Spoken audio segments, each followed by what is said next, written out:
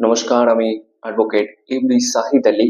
আজকে আমাদের আলোচ্য বিষয় হবে, যদি আপনাকে কেউ চেক দিয়ে থাকে এবং সেই চেকটি পরবর্তীকালে বাউন্স হয়, তাহলে সেই চেক বাউন্স চেক বা ডিসঅনার চেক থেকে আপনি কিভাবে সেই ব্যক্তির কাছ থেকে টাকা আদায় করবেন। প্রথমত, যদি আপনাকে কেউ চেক দেয় তাহলে সবসময় চেষ্টা করবে যে যে তারিখে চেকটি ইস্যু হচ্ছে, অর্থাৎ উপরে যে তারিখটি লেখা রয়েছে সেই তারিখ থেকে 3 মাসের মধ্যে সেই চেকটিকে ব্যাংকে সাবমিট করা। ব্যাংকে একবার সাবমিট করার পরে যদি চেকটি রিটার্ন হয় বা ডিসঅনার হয় বা চেক বাউন্স হয়, তাহলে সেই চেক বাউন্সের একটি মেমো থাকবে।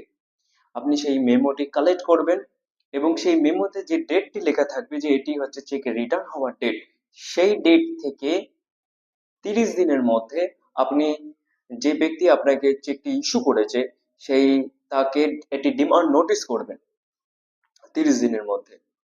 এবং সেই ডিমান্ড নোটিশে লেখা থাকবে যে আপনি আমাকে এত তারিখে এই চেকটি দিয়েছিলেন, পরবর্তীকালে সেই চেকটি বাউন্স হয়, অর্থাৎ 15 দিনের মধ্যে আপনি যদি আমাকে পেমেন্ট না করেন তাহলে আমি 138 NI অ্যাক্ট অর্থাৎ নেগোশিয়েবল ইনস্ট্রুমেন্ট অ্যাক্টে 138 নম্বর ধারা অনুযায়ী আমি আপনার বিরুদ্ধে মামলা করব।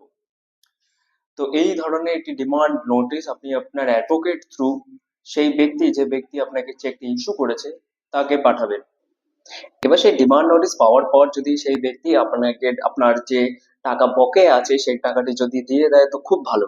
কিন্তু যদি সেই টাকা 15 দিনের মধ্যে, অর্থাৎ সেই নোটিশ রিসিভ হওয়ার 15 দিনের মধ্যে যদি আপনাকে কোনোভাবে পেমেন্ট না করে বা আপনার সাথে কোনোভাবে কন্ট্যাক্ট না করে, তাহলে কিন্তু আপনি সেই নোটিশ রিসিভ ডেট থেকে 30 দিনের মধ্যে আপনি আপনার ম্যাজিস্ট্রেট কোর্টে একটি 138 NI অ্যাক্টের মামলা করতে পারবেন, যেটি আপনি সেই চেক বাউন্স, যেটিকে চেক বাউন্সের মামলা বলে, সেই চেক বাউন্সের মামলার মাধ্যমে আপনি সেই ডিসঅনার চেক বা বাউন্স চেক থেকে আপনি কিন্তু সেই টাকা পেতে পারেন।